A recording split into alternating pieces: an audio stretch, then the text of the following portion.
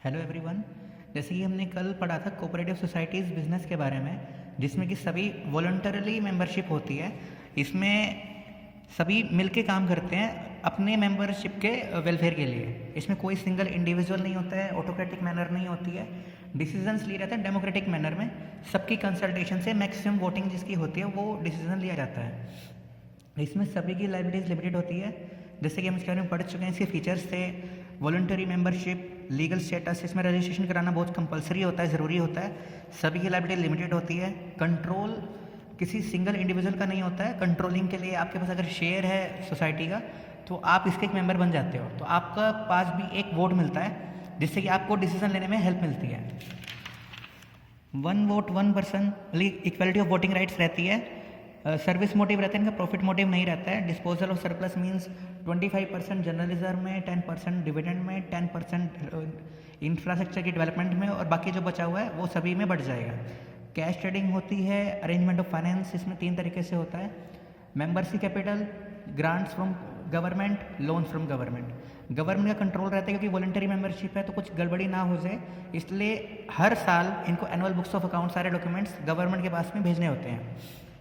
तुम्हारा आज का टॉपिक है formation and registration of cooperative societies, कि कोऑपरेटिव सोसाइटीज़ की फॉर्मेशन होती कैसे है, किनका रजिस्ट्रेशन होता कैसे है। तो जो इनमें नीचे 7 पॉइंट्स गिवन है, इनको 7 के 7 पॉइंट्स रजिस्टर कराने पड़ते हैं कि नेम क्या है सोसाइटी का, ऑब्जेक्टिव क्या है सोसाइटी का, शेयर कैपिटल कितनी है, राइट्स ड्यूटीज़ एंड रिस्पॉन्सिबिलिटीज़ कितनी है, और मेंबर बनने की मेंबरशिप फीस कितनी होगी या मेथड क्या फॉलो किया जाएगा। सभी मेंबर्स के उसमें मेंशन किए जाने चाहिए names and addresses, rules of the society, सभी कुछ मेंशन होना चाहिए, जैसे पार्टनरशिप डीड में होता था, सेम चीज़ है। फिर इसमें हम देखते हैं office bearers of cooperative societies. Her cooperative society में 4 लोग होने ज़रूरी होते हैं, जिनका काम क्या होता है, एक प्रेसिडेंट, एक वाइस प्रेसिडेंट, एक सेक्रेटरी एंड ट्रेजरर। अब इनके फंक्शंस क्या क्या होते हैं। प्रेसिडेंट कभी भी एक मीटिंग को ओरिजिनेट कर सकता है, मीटिंग में सभी मेंबर्स आएंगे।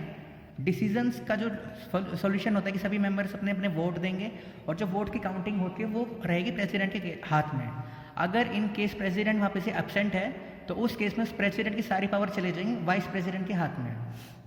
सेक्रेटरी क्या होता है, सेक्रेटरी ये जो सारे डॉक्यूमेंट्स होते हैं, मीटिंग्स होती हैं, मिनट्स होती हैं मीटिंग्स की, मीटिंग्स में क्या क्या डिस्कस हुआ, क्या क्या डिसीजन रहा, वो सब कुछ नोट करता है। ट्रेजरर का काम क्या होता है कि सारे सब कुछ बुक्स ऑफ अकाउंट से सब कुछ है उसे नोट करके रखना है। ये इसका डिफरेंस है पार्टनरशिप और कोऑपरेटिव सोसाइटीज़ का। जैसे कि डिफरेंस क्या है, पार्टनरशिप एक्ट है 1932 का, कोऑपरेटिव सोसाइटी एक्ट है 1912 का।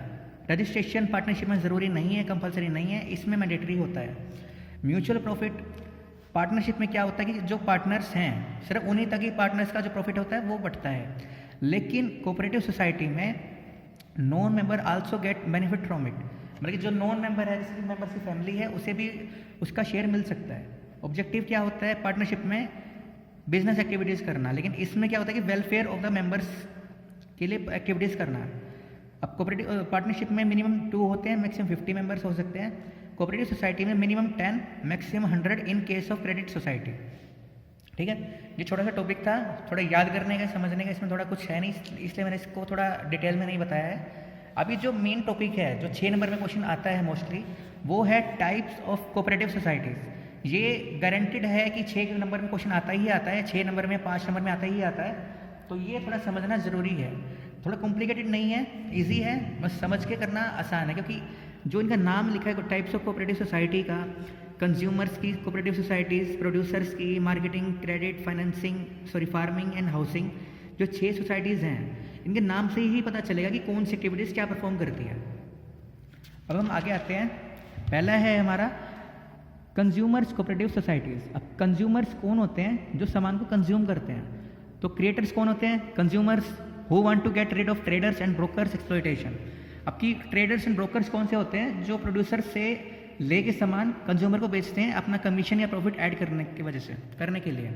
तो वो उससे बचने के लिए कंज्यूमर एक सोसाइटी बनाती है, कंज्यूमर्स कोऑपरेटिव सोसाइटी। क्रिएटर्स हैं कंज्यूमर्स। अब इनका ऑब्जेक्टिव क्या होता है कि जो मिडल मैन होते हैं उनको हटा देना, कि अगर मिडल मैन हट जाएंगे तो उनकी वजह से जो उनका अपना पर्सनल प्रॉफिट होता है वो भी खत्म हो जाएगा, तो इनको थोड़ा और सस्ते रेट पे सामान मिल पाएगा। Ensuring constant supply of goods, कि डायरेक्टली प्रोड्यूसर से सामान खरीदेंगे, बल्क क्वांटिटी में खरीदेंगे, तो अगर किसी कंज्यूमर को सोसाइटी के अंडर कुछ सामान चाहिए तो उसे कॉन्स्टेंट सप्लाई मिल पाएगी। फिर क्या है कि availability of high quality goods at reasonable price. For example मान लो कि मैं एक सिंगल इंडिविजुअल हूँ, किसी कंपनी से सामान खरीदता हूँ, तो मैं कितना खरीदूंगा, मैक्सिमम 10, 20, 50, 100।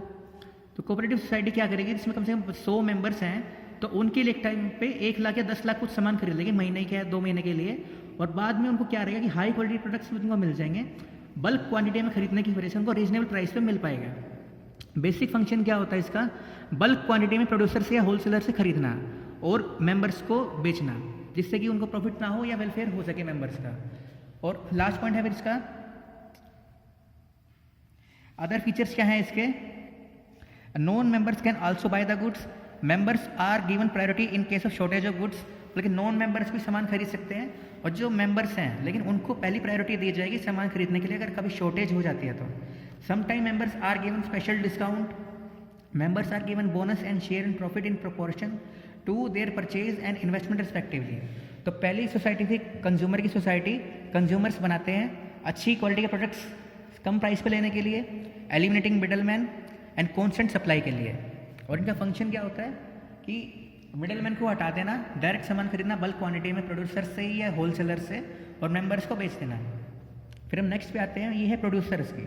अब इसमें कौन बनाते हैं, सोसाइटी कौन बनाता है, जो थोड़े छोटे लेवल के लोग जो काम करते हैं वो बनाते हैं। जैसे कि प्रोड्यूसर सोसाइटी स्मॉल प्रोड्यूसर्स बनाते हैं, cooperative marketing societies small producers and artisans बनाते हैं, कोऑपरेटिव क्रेडिट सोसाइटीज बनाते हैं जनरल पर्सन जिनके पास लिमिटेड रिसोर्सेज होते हैं, farming society small farmers, housing societies general person. मतलब कोई रिच पर्सन सोसाइटी नहीं बनाते हैं जिससे कि उनको जो खर्चा है ज़्यादा ना करना पड़े। तो अगला है प्रोड्यूसर्स कोऑपरेटिव सोसाइटीज़, ये बनाते हैं स्मॉल प्रोड्यूसर्स, क्योंकि ये प्रोड्यूसर की सोसाइटी होती है। इनका ऑब्जेक्टिव क्या होता है, providing material and help in the sale of goods. इनका ऑब्जेक्टिव होता है कि मटेरियल प्रोवाइड करना और उनकी हेल्प करना, सभी की सामान सेल हो जाए। मतलब कोई प्रोड्यूसर है जिसके पास कस्टमर्स नहीं है, वो किसी सोसाइटी से लिंक हो जाएगा जिसके पास ऑलरेडी कस्टमर्स हैं, तो उसके लिंक में आने की वजह से जिसका सामान बिक पाएगा। फिर इनका बेसिक फंक्शन क्या होता है कि assisting members in purchasing and selling. मतलब कि जो सोसाइटी के मेंबर्स हैं वो सभी की हेल्प करते हैं परचेजिंग में एंड सेलिंग में। फिर नेक्स्ट है कोऑपरेटिव मार्केटिंग सोसाइटीज़। अब मार्केटिंग कौन करता है, मार्केटिंग प्रोड्यूसर ही करता है अपना सामान को बेचने के लिए। मार्केटिंग का सिर्फ मतलब इतना होता है कि आफ्टर सेल सर्विस देना, मतलब कि मार्केट में क्या बिकने वाला है वो रिसर्च करना कि भाई मार्केट में हमें क्या बना के बेचना चाहिए। तो ये भी स्मॉल प्रोड्यूसर्स या आर्टिजन्स क्रिएट करते हैं इसको सोसाइटी को, who face difficulties in selling their products at handsome profit single handedly. मतलब कोई कंपनी है या कोई भी एक सिंगल इंडिविजुअल है, कोई भी बिजनेसमैन है जो अपना सामान अच्छे प्रॉफिट पे नहीं बेच पा रहा है सिंगल हैंडेडली, तो वो कंबाइन होकर बेचते हैं अपना सामान, जिससे कि वो सिंगल हैंडेडली ना रहे, ग्रुप हो जाए और जिससे कि उनका सामान बिक सके इजीली। अब इनका ऑब्जेक्टिव क्या होता है, providing regular market to the members. अब मार्केटिंग में क्या होता है कि जब सभी एक मान लीजिए 10 बिजनेसमैन हैं एक सोसाइटी में मिलकर काम करेंगे, तो उनकी सोसाइटी मेंबर्स की हेल्प हो जाएगी। जब सबका सामान एक साथ बिकेगा, एक जगह पे बिकेगा, तो सभी मेंबर्स को एक तरह से मार्केट मिल जाएगी, रेगुलर मार्केट मिल जाएगी अपना सामान बेचने के लिए। जैसे कि आप इसमें एक मंडी का एग्जांपल ले सकते हो कि मंडी में बहुत सारी शॉप्स होती हैं, तो मंडी एक तरह से आप एग्जांपल ले रहे हो, मैं कहीं कोई फॉर्मल वे में एग्जांपल नहीं है सोसाइटी का, लेकिन मतलब कि एक ही जगह पे सभी को मार्केट मिल रही है एक सोसाइटी की वजह से। Providing relief to the members from exploitation of middleman, मतलब एक तरह से सोसाइटी की भी हेल्प होती है कि मिडलमैन उससे खत्म हो जाते हैं। अब इसके फंक्शंस क्या क्या होते हैं, collecting goods from the members, मतलब कि कलेक्शन कर लेते हैं गुड्स की मेंबर्स से जो प्रोड्यूस करते हैं उसको, फिर उसे सेल करते हैं collected goods at reasonable price, सभी का सामान इकट्ठा करके फिर उसे बेचते हैं रीजनेबल प्राइस पे, जिससे कि प्रोड्यूसर को भी अच्छा खासा प्रॉफिट अर्न हो सके। Taking care of male practices during trade deals, mall practices क्या होती है, किसी सामान में मिलावट नहीं होती है, like checking fraud in accounts and using false weight, मतलब कि किसी फॉल्स वेट से सामान नहीं बिका जा सकता है, अच्छी मतलब कि ईमानदारी से सामान बिकता है, सभी का सामान इकट्ठा करके रीजनेबल प्राइस से उसे बेच दिया जाता है। फिर नेक्स्ट पॉइंट है इसका cooperative credit societies, general persons बनाते हैं जिनके पास लिमिटेड पैसा है। क्यों बनाते हैं, लोगों को उधार देने के लिए, क्योंकि एक सिंगल इंडिविजुअल के पास कस्टमर्स लोग कोई नहीं आएगा, कोई भी होगा कि भाई सोसाइटी है, इतनी बड़ी ऑर्गेनाइजेशन है, तो उससे कोई लोन लेने के लिए बात कर सकता है। तो इसके ऑब्जेक्टिव्स क्या क्या होते हैं, to help the members feel free from the clutches of money lenders, अब मनी लेंडर्स क्या करते हैं कि बहुत ज़्यादा इंटरेस्ट लगा दिया, बहुत कुछ ऐसा कर दिया कि अनड्यू टर्म्स एंड कंडीशंस रख दी। तो इनका ऑब्जेक्टिव क्या होता है कि सभी मेंबर्स के साथ में फ्री फील करना कि वो मनी लेंडर्स के जाल से निकल सके। To encourage habit of saving in members, अगर मेंबर्स सेविंग करेंगे तो वो पैसा उधार दे पाएंगे, जिससे कि वो इंटरेस्ट पे उस पर अर्न कर सकते हैं। तो इससे वो इनकरेज कर रहे हैं अपने मेंबर्स को कि वो सेविंग्स करें। फंक्शंस क्या है इसके? एक्सेप्टिंग डिपॉजिट, प्रोवाइडिंग लोन्स, जो बैंकिंग फंक्शंस होते हैं हमने इंडिजिनस बैंकिंग सिस्टम में ये किया हुआ है, तो मैं दोबारा नहीं करा रहा हूँ क्योंकि फंक्शंस हैं accepting deposits, providing loans to the members at reasonable price rate of interest and on easy terms. 2 point और रह गए हैं, छोटे छोटे सही हैं। सेकंड लास्ट पॉइंट है फार्मिंग सोसाइटीज़। अब ये कौन बनाते हैं? स्मॉल फार्मर्स, जिनके पास बहुत लिमिटेड रिसोर्सेज हैं या कुछ लिमिटेड स्मॉल फार्मर्स हैं, बड़े फार्मर्स नहीं बनाते हैं। अचीविंग, इनका ऑब्जेक्टिव क्या होता है? Achieving economies of scale and highest productivity in agriculture. मतलब इनका ऑब्जेक्टिव होता है इकोनॉमीज को अचीव करना और बड़े लेवल पे अपना सामान बेचना, बड़े लेवल पे बल्कि प्रोडक्शन करना एग्रीकल्चरल। फंक्शन क्या होता है इनका? Providing modern agricultural equipments and high quality seeds and fertilisers. जब एक सोसाइटी होती है जिसमें एजुकेटेड लोग होते हैं, प्रेसिडेंट है, नॉन प्रेसिडेंट है, वाइस प्रेसिडेंट है, तो सभी डिस्कस करके एक दूसरे की हेल्प करते हैं कि किसी को किसी सामान को उगाना है, कोई बीज बोना है तो उसे कौन सा बीज लेना चाहिए, फर्टिलाइजर उसे मिल पाएंगे, सारी टेक्नोलॉजी इन्फॉर्मेशन सभी उसको मिल पाएगी। फिर लास्ट पॉइंट है हाउसिंग सोसाइटीज़। ये बनाते हैं जनरल पर्सनस। इनका ऑब्जेक्टिव होता है कि रेजिडेंशियल हाउसेज या प्लॉट्स प्रोवाइड करना मेंबर्स को। इनका फंक्शन होता है purchasing and developing land, construction and allotting land to the members, allotting plots in case of no houses can be given. तो ये थे 6 पॉइंट्स। दोबारा मैं इनको बता देता हूँ कि होते क्या इनके फंक्शंस, रूल्स वगैरह क्या क्या होते हैं इनके। 6 तरह की आपकी कोऑपरेटिव सोसाइटी है जो जिसमें वॉलंटरी मेंबरशिप होती है, स्लाइटली मेंबरशिप फीस होती है, सभी के पास इक्वल डिसीजंस होते हैं, लेकिन सभी के क्रिएटर्स अलग अलग होते हैं। फंक्शंस और ऑब्जेक्टिव्स आपको याद करने, 3 पॉइंट्स आपको याद करने की ये चीज़ अलग अलग होती है सभी की। कंज्यूमर्स कोऑपरेटिव सोसाइटी बनाते हैं कंज्यूमर्स, कुछ कंज्यूमर्स मिलके सोसाइटी बनाते हैं, कोई ये नहीं कि 2-3 कंज्यूमर सोसाइटी बना लेंगे, मिनिमम 10 होने चाहिए। मिनिमम 10 कंज्यूमर सोसाइटी बना रहे हैं। इनका ऑब्जेक्टिव क्या होता है कि मिडल मैन को खत्म कर देना, जिससे कि उनका जो अनड्यू कमीशन होता है वो खत्म हो जाए, अच्छे क्वालिटी के प्रोडक्ट्स उन्हें अवेलेबल हो जाते हैं कम प्राइस पे, रीजनेबल प्राइस पे, और उनका जो कॉन्सेंट सप्लाई ऑफ गुड्स है वो इंश्योर हो पाता है। उनका फंक्शन क्या है कि परचेजिंग करना बल्क क्वांटिटी में प्रोड्यूसर से या होलसेलर से और मेंबर्स को बेचना। तो ये था कंज्यूमर कोऑपरेटिव सोसाइटी। फिर अगला है प्रोड्यूसर्स कोऑपरेटिव सोसाइटी। ये बनाते हैं स्मॉल प्रोड्यूसर्स जो थोड़े छोटे लेवल पे प्रोडक्शन का काम करते हैं। इनका ऑब्जेक्टिव क्या होता है कि मटेरियल प्रोवाइड करना और हेल्प करना सेल ऑफ गुड्स में मेंबर्स की। ये सिर्फ मेंबर्स की ही हेल्प करते हैं और किसी की हेल्प नहीं करते हैं। जैसे कंज्यूमर सोसाइटी में सिर्फ कंज्यूमर्स की हेल्प होती है, प्रोड्यूसर सोसाइटी में प्रोड्यूसर की हेल्प की जाती है। मतलब कि सभी मेंबर्स जो है सोसाइटी में वो एक दूसरे को प्रोवाइड करते हैं मटेरियल या इन्फॉर्मेशन दे देते हैं कि भाई यहाँ से इन्फॉर्मेशन, ये मटेरियल आपको मिल सकता है, ईजिली मिल सकता है। इनका फंक्शन क्या होता है कि assisting members in produce purchasing and selling. फिर नेक्स्ट है कोऑपरेटिव मार्केटिंग सोसाइटीज़। ये भी स्मॉल प्रोड्यूसर्स ही बनाते हैं। इनका ऑब्जेक्टिव होता है कि रेगुलर मार्केट मिल जाए मेंबर्स को और एक तरह से रिलीफ मिल जाए एक्सप्लॉयटेशन से, मिडलमैन के एक्सप्लॉयटेशन से। इनके फंक्शंस क्या क्या होते हैं कि सभी मेंबर से सामान को मतलब एक तरह से कलेक्ट कर लेना। जैसे अगर किसी सोसाइटी में 10 प्रोड्यूसर्स हैं, सभी कुछ कोई दाल उगाते हैं, कुछ भी प्रोड्यूस करते हैं, कुछ खिलौने हैं, मोबाइल फ़ोन है, कुछ भी है, उन 10 के 10 प्रोड्यूसर का सामान इकट्ठा करके तब मार्केट में बेचना और उनको मेल प्रैक्टिस से बचाना कि कोई उनके साथ गड़बड़ धोखा वगैरह ना हो सके, और उनके बुक्स ऑफ अकाउंट को चेक करना जिससे कि कोई गलत सामान ना बेचे, क्योंकि अगर एक गलत सामान बेचेगा तो पूरी सोसाइटी भी बंद हो सकती है। फिर नेक्स्ट है क्रेडिट सोसाइटीज़। जनरल पर्सन्स बनाते हैं मेंबर्स की हेल्प के लिए भी। उनको सेविंग्स की एक तरह से आदत डल जाती है, उसमें एनकरेजमेंट करते हैं कि सेविंग्स करें आप, और उससे वो मनी लेंडर्स के जाल से भी बच सकते हैं। क्योंकि अगर मान लो कि किसी मेंबर को लोन चाहिए तो मनी लेंडर उनसे ज़्यादा इंटरेस्ट चार्ज कर सकता है, लेकिन सोसाइटी में थोड़ा इतना ज़्यादा इंटरेस्ट चार्ज नहीं करा जाता है और इसी टर्म्स पर उनको लोन मिल सकता है बिना किसी सिक्योरिटी के भी। अब इनका फंक्शन क्या होता है कि डिपॉजिट एक्सेप्ट करना और मेंबर्स को लोन प्रोवाइड करना। फिर फार्मिंग सोसाइटीज़। फार्मिंग सोसाइटीज़ कौन बनाते हैं? स्मॉल फार्मर्स, जिसका ऑब्जेक्टिव होता है मतलब कि जो इनकेपेबल है इकोनॉमिकली फार्मिंग करने की, मतलब जैसे बहुत बड़ी खाद इनको नहीं मिलती है, जो छोटे लेवल पे जो फार्मर्स होते हैं उनकी हेल्प के लिए बनाई जाती है सोसाइटीज़। इनका ऑब्जेक्टिव होता है कि लार्जेस्ट स्केल पे प्रोडक्टिविटी करना एग्रीकल्चर में। मतलब प्रोडक्टिविटी एक तरह से होता है कि हमें बेटर प्रोडक्शन करनी है, अच्छे लेवल पे करनी है, कि नहीं कुछ ख़राब क्वालिटी नहीं होनी चाहिए, ख़राब उसकी क्वांटिटी नहीं होनी चाहिए, सभी कुछ अच्छा होना चाहिए।